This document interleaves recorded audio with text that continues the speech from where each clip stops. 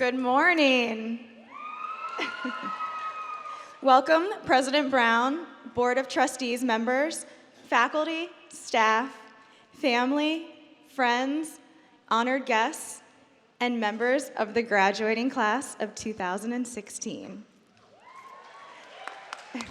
At times, it may have seemed like this day would never come, but we have finally made it. I am truly honored to speak before you today.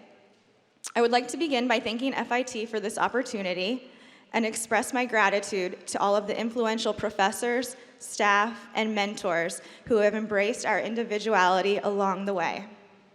I would also like to congratulate my fellow classmates present today for all of their achievements. As I reflected on my time at FIT, I realized just how much we have all accomplished in such a few short years. We survived long nights with bottomless cups of coffee and countless early mornings digging for IDs with arms full of supplies. And we somehow managed to make it through each semester, despite having our snacks confiscated in the computer labs and getting kicked out of the workrooms during those dreaded 2 a.m. mornings. The end result of all of that hard work, though, is each and every one of the creative individuals seated here today. We now find ourselves between spaces again. Some of us are finishing up our last degree before venturing out into the world, while others are finishing one in preparation for more to come.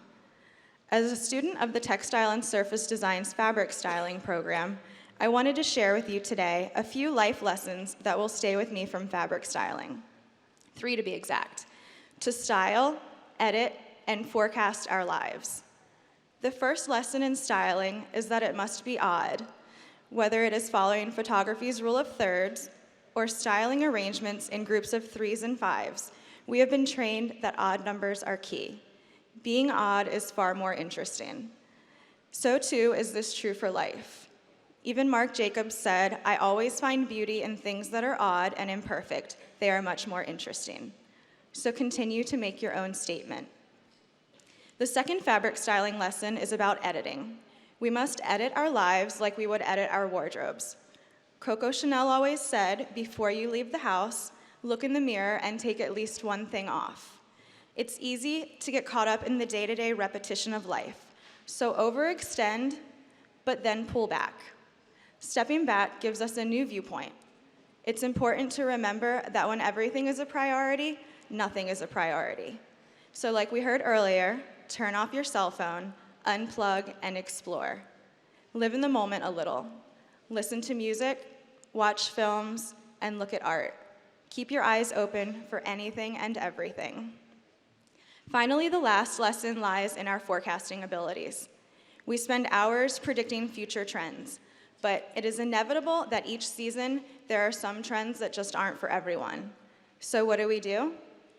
We simply reinvent.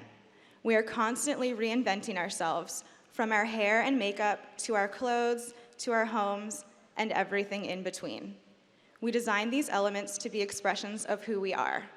Too often, people get stuck in a dream or a life that isn't right for them, though. So envision the life you want to create. Predict it, cultivate it, but also have the courage to let go of your dreams and reinvent new ones. As C.S. Lewis said, "You are never too old to set another goal or to dream a new dream." As we all enter together now into our next in-between spaces, some of us will move across the country or across the world, some of us will move back home, and some of us will stay here. Regardless of where your next steps take you, carry with you the legacy that FIT has bestowed upon us today. Remember to style, edit, and forecast a life that is uniquely yours. Life is about to come at us again like a cab down 27th Street after the gates go up for the weekend. So keep up the hustle we have all perfected so well over these past few years. Congratulations, class of 2016.